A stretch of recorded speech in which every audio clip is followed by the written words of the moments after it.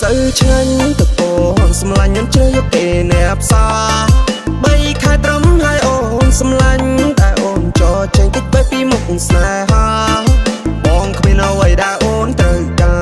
រគ្មានមាសពេជ្រគ្មានតែលុយដុល្លារអូនណាស្នេហាក៏ប្រៀបបងនឹងគេអ្នកក្រុងគេនោះអាចផ្ដល់អូនរាល់អ្វីដែលត្រូវការបើត្រឹមជាអ្នកចំការត្រឹមជាកូនអ្នកភ្នំស្រែធ្លាប់ដាក់កាន់ដៃគ្នាពេលនេះវេទនាសែនកំព្រាម្នាក់ឯងខូចចិត្តបាដងនៅមិនតន់ឃ្លារពោះមិនតន់ជាលើក៏ត្រូវចំបាយបងយំគេថាបងយំសំដែងទាំងការពិតបងជឿចាប់ស្ដាយ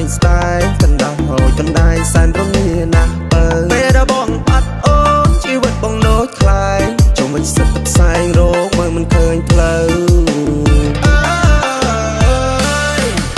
រាប់ឆ្នាំទើបបានជួបមុខគ្នាពេលនេះពុំងាអូនបណ្ដើអ្នកថ្មីអូនគ្រាន់យកបណ្ដើមួយគ្រាឬមួយពុំងាអូននាងចង់បានប្តីបងប្រុសបងប្រាប់ថាកុំទៅអី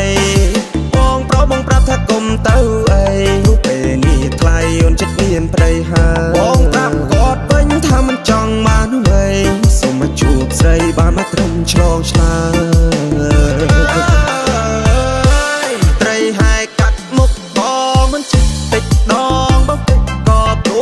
ស្នេហ៍ត្រីក្រុងរស់ជាតិយ៉ាងម៉េចត្រីស្រែយ៉ាងម៉េចប្រាប់ផងបានទេសួរហើយបើមិនឆ្លើយមិនបានទេសួរស្លាប់បើមិនប្រាប់មិនព្រមទេថាបងមិនព្រមទេបងមិនព្រមទេបើពេលដែលបងអត់អូនជីវិតបងដូចខ្លាយចុំមិនសិតផ្សែងរោគមើលមិនឃើញផ្លូវស្ពានឈើកងបាំងស្ពានថ្មតាមប្រាំងតែប្រាក់ដុតឆាចិនស្មោះសបមិនត្រូវការអូនថាមិនខ្មាំងបងរងចាំបើបងរងចាំផ្លូវម៉ែដងសើប្រាញ់ដៃកងតែច្រាវាមិនពិសេសរហូតតែអូ